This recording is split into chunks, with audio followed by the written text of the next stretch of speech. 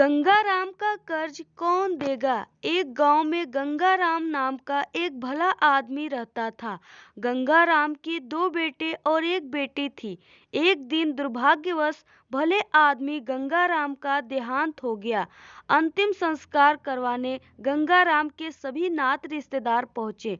पंडित ने रस्म पूरे किए, अर्थी सजाई गई, गंगाराम को अर्थी पर लिटाया गया। पुत्रों और भाइयों ने अर्थी उठाई और आगे बढ़े।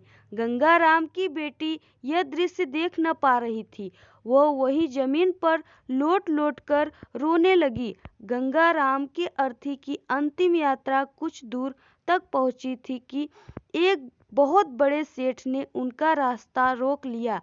सेठ के साथ दो लोग हाथों में बंदूक लिए खड़े थे। सेठ बोला, ये अर्थी यहाँ से आगे नहीं जाएगी।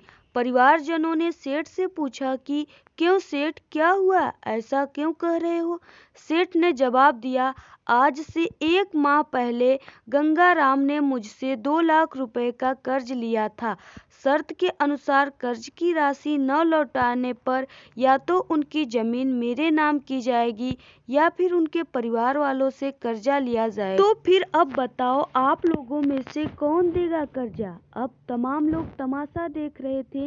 तभी उनके तीनों बेटों ने कहा कि हम तुम्हारा कर्जा नहीं देंगे। हमारे पास इतना धन नहीं है कि आपको कर्जे की राशि भी दे सके।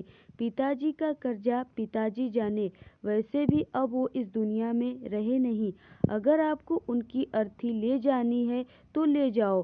गंगाराम के बेटों की इस तरह की बातें सुन वहां मौजूद सभी लोग धिक्कार जताने लगे कि कैसे नालायक और मतलबी पुत्र हैं। इस तरह गंगाराम के बेटों ने कर्ज वापस करने के लिए तो अपने कदम पीछे हटा लिए। तभी गंगाराम के भाइयों ने भी कह दिया कि जब बेटे कर्जा नहीं दे सकते तो हम क्यों किसी का कर्जा भरें। अब गंगाराम की अर्थी को वहां रुके बहुत देर हो गई थी। तभी ये बात गंगाराम की एक बेटी तक पहुंच गई तो वो भागे भागे अपने पिताजी की अर्थी तक पहुंची। तभी उसने देखा कि अर्थी का एक पांव बड़े सेठ ने पकड़ रखा था। ये देखते ही उसने आंखों में आंसू लिए अपना सारा जेवर और जितने भी पैसे उसके पास थे वो सब सेठ को दे दी और अपने हाथ जोड़ती हुई ये बोली कि सेठ, अगर ये सब जेवर बेचकर भी आपका कर्जा पूरा न हो पाए तो मैं खुद मेहनत मजदूरी करके आपका कर्जा चुका दूंगी, मगर इस समय मेरे पिताजी की अंतिम यात्रा को मत रोको। तभी उस सेठ ने अर्थी का पांव तुरंत छोड़ दिया और बोला, अरे नहीं नहीं बेटी, तुम्हें ये सब करने की कोई आवश्यकता नहीं है, क्योंकि सच्चाई ये है कि मुझे एक समय में पैसे की बहुत ज़रूरत थी। मैं बहुत गरीब था।